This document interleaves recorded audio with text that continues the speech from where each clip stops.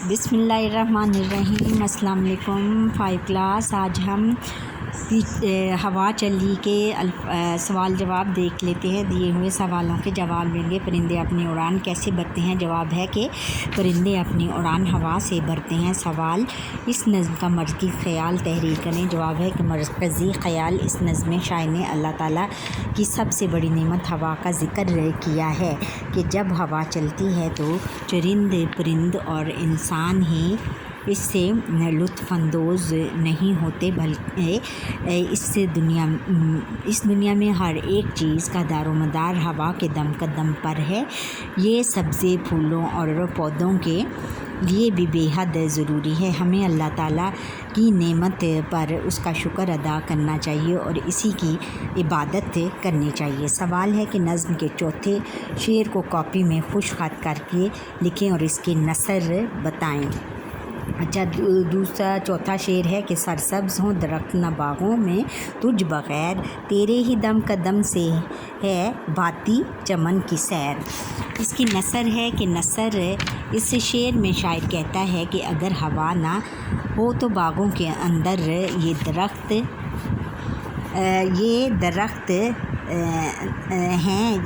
ये कभी हरे भरे नज़र ना आए और ए हवा, तेरे चलने की वजह से ही हर एक को बाग में सैर करना बहुत अच्छा लगता है। सवाल, हमें किसकी बंदगी करनी चाहिए और क्यों?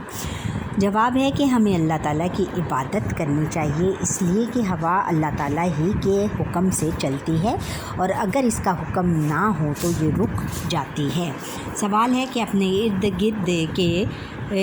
गिर्द का जायज़ा लें और 4 ऐसी चीज़ों के बारे में लिखें जिनके बग़ैर ज़िंदा रहना नामुमकिन है। जवाब है कि हमें ज़िंदा रहने के लिए हवा, पानी, गैस और खुराक की ज़रूरत होती है। आगे है कि लफ्ज़ों का हेल पेल बरसा दिए मिसाल के मुताबिक दिए हुए अल्फाज के ग्रोही अल्फाज लिखें। अल्फाज और ग्रोही अल्फाज। ग्रोही अल्फाज कौन से हैं कि ग्रोही अल्फाज सरगर्मी करवाने से कबल ग्रोही अल्फाज के तसव्वुर की वजाहत करें। इन्हें मुतलाज़म अल्फाज भी कहते हैं, यानी एक लफ्ज़ को सुनने के बाद इससे मुतल्लिका अल्फाज ज़हन में आएँ, वो ग्रोही अल्फाज कहलाते हैं। जैसे मसलन उस्ताद लफ्ज़ उस्ताद सुनकर तालीम, मदरसा, अदब, रूहानी बाप वग़ैरह ज़हन में आते हैं। अच्छा, अब हम ये करते हैं कि अल्फाज और ग्रोही अल्फाज। सबसे पहले है कि बरसात, गड्ढा, बादल, गर्ज, बारिश और पकवान। चमन से क्या आएगा? चमन का जब हम ज़िक्र करते हैं तो क्या ज़हन में आता है? दरख्त, फूल, क्यारियाँ, भालियाँ वग़ैरह। त्यौहार जब हम त्यौहार का लफ्ज़ सुनते ही हमारे ज़हन में क्या आता है? झंडियाँ, मेहंदी, चूड़ियाँ, कपड़े वग़ैरह। खेल का क्या जब लफ्ज़ सुनते ही हमारे ज़हन में आता है? गेंद, बल्ला, हॉकी खिलाड़ी, ग्राउंड वग़ैरह। बाज़ार सुनते ही क्या आता है? बाज़ार में क्या होते हैं? कपड़े, जूते, बर्तन, चूड़ियाँ वग़ैरह। और फलक पे क्या होते हैं? सितारे, चाँद, सूरज और सियारे वग़ैरह। अच्छा, आगे है कि कवायद सीखें। साहब के दिए हुए अल्फाज गौर से पढ़ें। जैसे खुश अदा, खुश किस्मत, खुश शक्ल।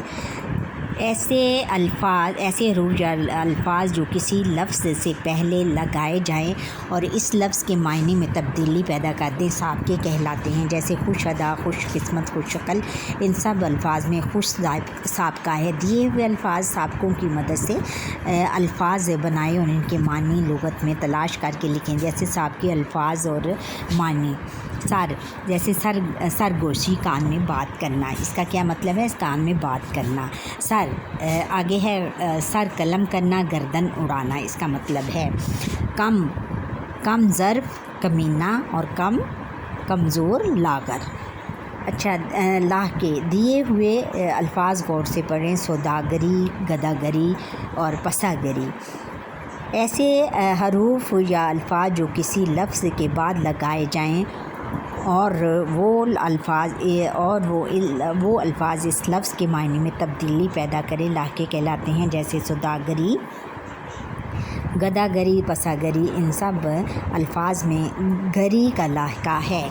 اب آگے ہم نے دیا ہے کہ دیے ہوئے الفاظ کی مدد سے دو الفاظ بنائیں اور لغت میں ان کے معنی بھی تلاش کر کے لکھیں۔ سابقے الفاظ اور معنی کیا ہیں؟ ناک، ناک سے کیا آئے گا؟ خطرناک، خطرناک کا کیا ہے؟ ڈراؤنا، کیا آئے گا؟ ڈراؤنا۔ یہاں ہم لکھتے ہیں ڈراؤنا، کیا آ گیا؟ ڈراؤنا۔ اور آگے ہے، پھر آگے آئے گا خوفناک، خوفناک کا کیا ہے؟ ڈرانے والا۔ اور گار آگے ہے مددگار، مدد کرنے والا، کیا آئے گا اس کا؟ مدد کرنے والا۔ یہ ہے، نظر آ رہا ہے آپ کو اس کو؟ میں مدد کرنے والا۔ اور ہے روزگار، روزگار کا کیا ہے؟ کاروبار، کاروبار، کیا آئے گا؟ کاروبار۔ اچھا، یہ سمجھ آ گئی آپ کو؟ دیے ہوئے اشعار درست تلفظ لے اور آہنگ سے پڑھے، بعد ازاں اس کا مرکزی خیال اپنے الفاظ میں بتائیں۔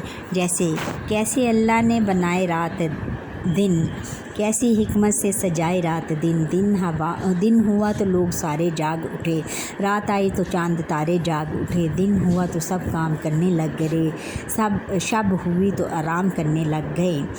یہ صوفی غلام مصطفیٰ تبسم کی بچوں لکھی ہوئی ہے، اور صوفی غلام مصطفیٰ تبسم اردو اور پنجابی کے بہت بڑے شاعر گزرے ہیں 19ویں صدی میں، اور انہوں نے 1965 اور 1971 کی جنگ میں پاکستان کے لیے جنگی ترانے بہت زیادہ لکھے تھے، جو کہ بہت مشہور ہوئے۔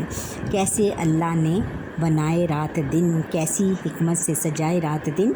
شاعر کہتا ہے کہ اللہ تعالیٰ نے کیسے یہ رات دن کس طرح بنائے ہیں، کتنے اچھے بنائے ہیں، کیسی حکمت سے اور کتنی اپنی دانائی سے یہ بنائے ہیں اور سجائے ہیں رات دن۔ دن ہوا تو لوگ سارے جاگ اٹھے، دن ہوتا ہے تو سارے لوگ جاگ اٹھتے ہیں، رات آتی ہے تو چاند تارے جاگ اٹھتے ہیں، یعنی چاند تارے جب رات آتی ہے تو چاند تارے آسمان پر چمکنا شروع ہو جاتے ہیں۔